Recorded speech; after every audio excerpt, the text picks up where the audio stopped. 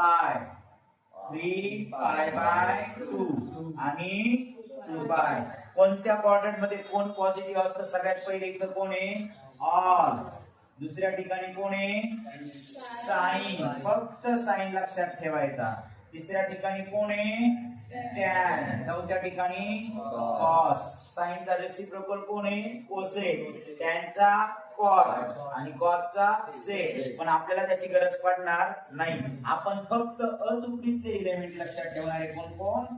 Sign, cos, tan. आणि बतुकडी म्हणजे आपली कोण आहे बाळांनो? याचा रेसिप्रोकल कोण? साइनचा. बोला पटकन. कोसेक. कॉसचा सेक आणि टॅनचा कॉट.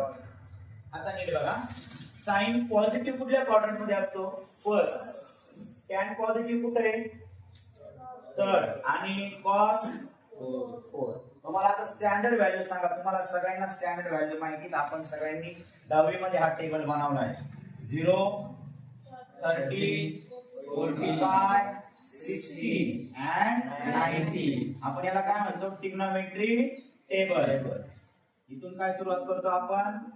अँगल. पहिला कोणता घेतो? साइन. दुसरा कॉस. नंतर टॅन.